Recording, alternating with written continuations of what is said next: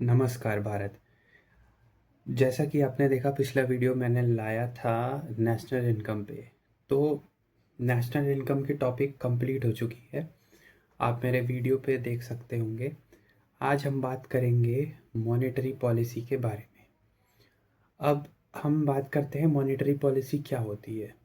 Monetary policy एक तरह से वो पॉलिसी होती है जो generally RBI, reserve bank of India, उस पॉलिसी को इम्प्लीमेंट करती है ताकि हमारे मार्केट में, एज एन इंडियन मार्केट में, इन्फ्लेशन और ग्रोथ को एक दूसरे को ले चल सके, मतलब अफेक्ट कर सके।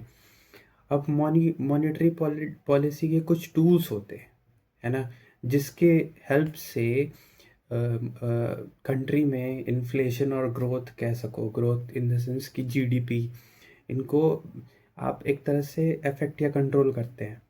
तो वो टूल्स होते हैं आपका CRR हो गए, कैश रिजर्व रेशियो, SLR हो गए, स्टैचुरी लिक्विडिटी रेशियो हो गया, SLR, ठीक है। आपका repo rate, reverse repo rate, MSF, SDF, ठीक है। ये कुछ टर्मिनोलॉजीज हैं जिसके थ्रू आरबीआई जो है आपका मॉनेटरी पॉलिसी को एक तरह से गवर्न या कंट्रोल करती है। अब हम स्टार्ट करते हैं CRR से, कि कैसे CRR का यूज़ करके आरबीआई जो है कंट्री के अंदर इन्फ्लेशन और ग्रोथ को गवर्न करती है। एग्जांपल लेते हैं कैश रिजर्व रेशियो। जैसे होता क्या है कि जितने भी बैंक्स होते हैं, है ना, एक एक एक जनरलाइज्ड वे में एक मतलब तरीका है कि आप सारा का सारा कैश आप दे नहीं सकते। इसको बोल दो, लिक्विडिटी बोल दो, कि आप सारा का सारा कैश या लिक्विडिटी है वो आप दे नहीं सकते आप नॉर्मल जनता को या नॉर्मल पीपल को। क्यों? क्योंकि पास उन उसके बाद क्या होगा, उनके पास रिजर्व बचेगा ही नहीं। रिजर्व नहीं बचेगा तो फिर कल को क्या होगा कि फिर इन्फ्लेशन होने के चांसेस काफ़ी बढ़ जाएंगे, महंगाई काफ़ी बढ़ जाएगी। क्यों? क्यों? लोगों के पास पैसे आएंगे, उनके पास स्पेंडिंग, उनके पास पावर बढ़ जाएगी, स्पेंडिंग कैपेसिटी बढ़ जाएगी, तो ये डिमांड करने लगेंगे, है ना। फिर उसके बाद वही होगा, फिर सप्लाई वैल्यू कम हो जाएगी तो ज़्यादा ही हो जाएगी, है ना। तो ये इसकी वजह से हम बैंक्स जो होते हैं, उस आरबीआई जो है बोलती है कि आप कुछ कैश रिजर्व अपने पास रखो, है ना। जैसे लेट से एग्जांपल ले लीजिए आप, कि जैसे मान लीजिए कोई बैंक ले लीजिए आप, जैसे एसबीआई ले लीजिए, है ना। तो आरबीआई क्या करेगी, जैसे एसबीआई के पास कुछ कुछ क्या, बहुत कुछ उनके पास बैलेंस होगा, ठीक है। वो बोलेगी कि आप एक काम करिए कि आप जो है कुछ कुछ परसेंटेज ऑफ कैश रिजर्व अपने पास रखिए, है ना। वो हमेशा हमेशा काम आता है इन फ्यूचर, है ना। क्योंकि अगर कल को बैंक के पास नहीं रहा कैश रिजर्व, है ना, क्योंकि बैंक्स भी तो पैसे ले रही है ना, बैंक्स भी तो पैसे ले रही है, फिर जाके वो कहीं स्पेंड कर रही है, इन्वेस्ट कर रही है। तो ये प्रोसेस एक दूसरे से लिंक्ड है। अगर एक टाइम पे ये हुआ कि बैंक्स के पास कैश ही नहीं रहा, तो फिर अपने इकोनॉमी में बहुत ज़्यादा अफरा तफरी मच जाएगी। तो इसलिए आरबीआई बोलती है कि आप कुछ परसेंटेज जो कैश है वो अपने पास रखिए, बैंक्स को बोलती है। उसी को बोलते हैं कैश रिजर्व रेशियो। इतना ही सिंपल और सॉर्टेड है। अब हम बात करते हैं एसएलआर के बारे में। अब एसएलआर क्या होता है, जैसे आप एग्जांपल लेता हूँ मैं, एक एग्जांपल बताते हैं आपको। जैसे मान लीजिए बैंक है कोई, है ना, कोई कमर्शियल बैंक है, कुछ भी बैंक है, और इनके ऊपर आरबीआई बोलती है भाई आप एक लिक्विडिटी रेशियो अपने पास रखिए।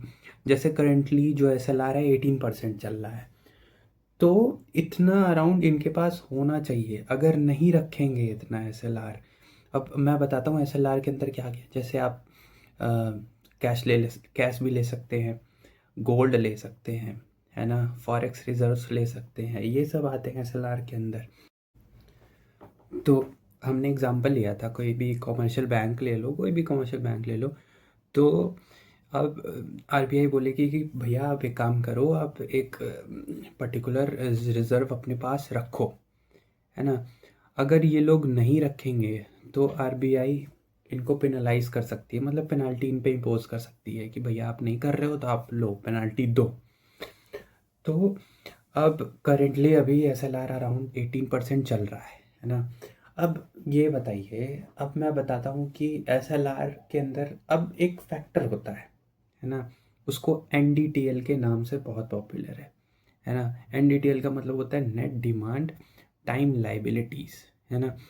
होता क्या है, अब देखिए इस जो वर्ड है इसको आप ब्रेक करोगे ना, कि नेट डिमांड और टाइम लाइबिलिटीज़ हो गया कि जो बैंक है उनके पास दो तरीके से पैसे एक तरह से आ सकते हैं या आते हैं, एक डिमांड के बेसिस पे और एक लाइबिलिटीज़।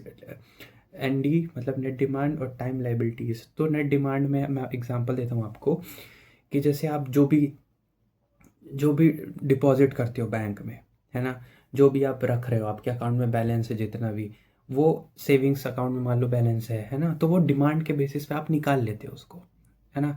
वहाँ आप फिक्स्ड नहीं रखते हो वहाँ पे उस बैलेंस को, कि हाँ वो डिमांड के बेसिस पे हो जाता है। और दूसरा होता है टाइम लाइबिलिटीज़ पे, जैसे FD वगैरह हो गए, ये लोग हो गए, है ना। इन लोग की एक टाइम पीरियड होता है कि आप अगर एक बार एक FD मान लो आप करा लिए इतने टाइम पीरियड तक, तो उसके पहले आप नहीं निकाल सकते, बैंक से नहीं निकाल सकते आप, है ना। पॉसिबल ही नहीं है निकालना, है ना। फिर ये दो तरीके होते हैं बैंक के पास, तो ये बोलते हैं कि इसको और पावरफुल करने के लिए, और ये दोनों साइमल्टेनियसली चलते रहते हैं इकोनॉमी में, है ना। अब सारे बैंक्स देख लीजिए इसी तरह काम करते हैं, सारे बैंक्स, है ना। सब में कुछ ना कुछ उनका सेविंग्स का रूल होगा, कुछ ना कुछ तरीके से वो सेविंग्स करते हैं, और आपका सेविंग्स बैंक के फिर सेविंग्स अकाउंट के थ्रू, करेंट अकाउंट के थ्रू आप डिमांड करते हो तो पैसे आपको मिल जाते हैं बैंक से। अब दूसरा ये होता है कि अब मैंने बताया था ना कि उनको रिजर्व रखना पड़ेगा।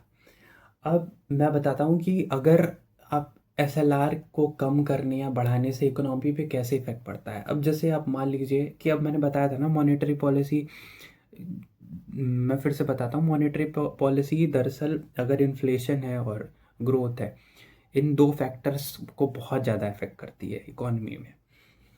तो मान लो अगर आप इन्फ्लेशन बढ़ गया है, लेट से इन्फ्लेशन हाई है अपने इकोनॉमी में, तो आप मान लो कि पहले SLR की वैल्यू 20% थी, 20% से हमने 40% कर दी।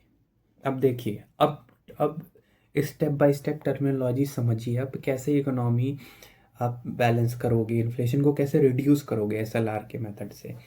अब आपने SLR बढ़ा दिया, अब SLR बढ़ाने से पता है क्या होगा, अब SLR का मतलब ही था कि रिजर्व रखना है, बैंक्स को रिजर्व रखना है, रिजर्व रखना है। अब भाई रिजर्व रखने का मतलब क्या है कि आम जनता से ही तो रिजर्व रखेगी, जो कि पैसे भी तो आम जनता से ले रही है ना। जो पॉपुलेशन है, जो पीपल है, वही तो बैंक्स को रन करते हैं। तो क्या करेगा, मनी सप्लाई जो है वो कंट्रोल में आने लगेगा, SLR बढ़ेगा तो उससे क्या होगा, मनी सप्लाई जो है आपके पीपल के पास या इकोनॉमी में वो कम होगी। क्यों भाई, क्योंकि उनको रिजर्व बढ़ाना है, अपना अपने पास रखना है ना। अब ये क्यों, क्योंकि इन्फ्लेशन है, महंगाई महंगाई हो गई है, मतलब कि जो स्पेंडिंग कैपेसिटी है वो बढ़ गई है ना। और डिमांड जो है सप्लाई से ज़्यादा है, डिमांड ज़्यादा है तभी तो इन्फ्लेशन बढ़ गया है, तभी तो महंगाई बढ़ गई है। अब होगा क्या कि अब मनी सप्लाई कम होगी, है ना। मनी सप्लाई कम होने से क्या होगा, अब मुझे ये बताओ कि जो इंटरेस्ट रेट है ना, तो मनी सप्लाई जब कम होगी तो इंटरेस्ट रेट अपने आप बढ़ेगा, बैंक्स अपने आप इंटरेस्ट रेट बढ़ाएंगे। मान लीजिए पहले अगर 6% था तो वो 8% कर देंगे। रीज़न क्या है, रीज़न यही है क्योंकि बैंक आम लोगों को कम पैसे दे पाएगा क्योंकि उसे रिजर्व रखना है अपने पास। तो यही होता है, इसी वजह से SLR जो है बहुत ज़्यादा पावरफुल होता है टूल मॉनेटरी पॉलिसी का, है ना। अब देखो, अब जब इंटरेस्ट रेट बढ़ गया है तो क्या होगा, इंटरेस्ट रेट बढ़ेगा तो लोग जो है ना, वो कम पैसे बोरो करेंगे बैंक से। क्यों भाई, जब ज़्यादा इंटरेस्ट होता है आदमी यही सोचता है ना, इंटरेस्ट रेट कम हो तब जाके हम बैंक से पैसे लें, उधार लें या जो भी है। अब देखते हो आज के टाइम पे क्रेडिट कार्ड बहुत यूज़ हो रहा है। अगर क्रेडिट कार्ड पे इंटरेस्ट ज़्यादा लगेगा तो आदमी एक एक पल को अवॉइड करता है। जैसे मान लो उसको अभी कोई आईफोन 17 प्रो आया है ना, अगर इंटरेस्ट रेट कम हो जाएगा तो हर कोई आदमी ईएमआई पे जाएगा, आईफोन 17 खरीद लेगा। लेकिन अगर इंटरेस्ट रेट, अगर बैंक मान लीजिए यही एसएलआर बढ़ा दिया है ना, और इंटरेस्ट रेट भी बढ़ जाएगा उससे, तो फिर हर कोई नहीं इंटरेस्ट पे, हाई इंटरेस्ट देख के वो खरीद पाएगा उसको। तो अल्टीमेटली डिमांड बढ़ेगी। डिमांड बढ़ने से क्या होगा कि फिर प्राइसेस जो है का इकोनॉमी जो बहुत ज़्यादा थे वो धीरे धीरे स्टेबलाइज होने लगेंगे धीरे धीरे, और ओवरऑल इन्फ्लेशन ऐसे कंट्रोल हो जाएगा, कवर हो जाएगा, है ना। इसी तरह इन्फ्लेशन को, इसीलिए जब बहुत ज़्यादा महंगाई होती है तो इसीलिए आप, वही होता है कि यूज़ करते हैं इन टूल्स को, है ना, खास करके बैंक्स के थ्रू। जो आपकी एपेक्स बॉडी होती है बैंक्स की, आरबीआई, इंडिया, मैं इंडिया के प्रोस्पेक्ट में या इंडिया के टर्म में बात कर रहा हूँ अभी।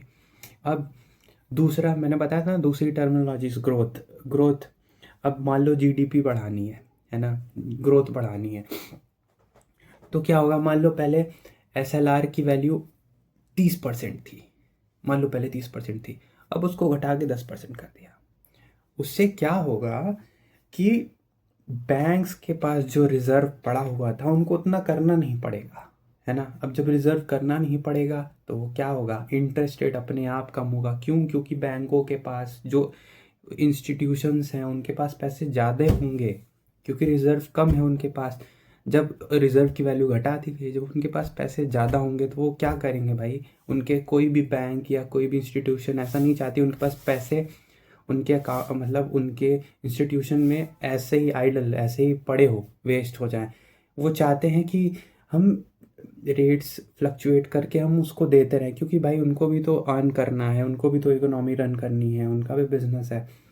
तो वो क्या करेगा, इंटरेस्ट रेट घटाएगा और आम जनता को पैसे देगा।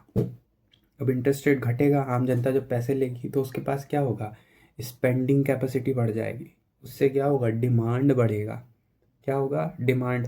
और जब हम ग्रोथ की बात करते हैं तो ग्रोथ में क्या होता है कि हम चाहते हैं कि सप्लाई जो है ना, सप्लाई जो है वो, है ना, हम चाहते हैं कि सप्लाई डिमांड से बढ़े, है ना, तभी तो ग्रोथ आएगी, तभी तो वैल्यू जो है अपनी इकोनॉमी बढ़ेगी, है ना। तो अब जब इंटरेस्ट रेट कम हुआ फिर डिमांड बढ़ गया, डिमांड बढ़ेगा तो फिर प्रोडक्शन बढ़ेगा। जाहिर सी बात है, अगर डिमांड बढ़ा है तो प्रोडक्शन बढ़ाना ही पड़ेगा। अब प्रोडक्शन बढ़ेगा तो फिर अल्टीमेटली प्रोडक्शन से क्या बढ़ रहा है, जीडीपी बढ़ रही है, अल्टीमेटली जीडीपी पे इफेक्ट पड़ेगा और जीडीपी बढ़ेगी। तो ये था एसएलआर का कोर कंसेप्ट। सीआरआर का मैंने बता दिया है। और बाकी जितने भी टर्म है ना, जैसे repo rate, reverse repo rate, SDF, है ना, एमएसएफ, ये टर्म मैं अगली की वीडियोस में बताऊंगा, क्योंकि ये वीडियो ज़्यादा लेंदी हो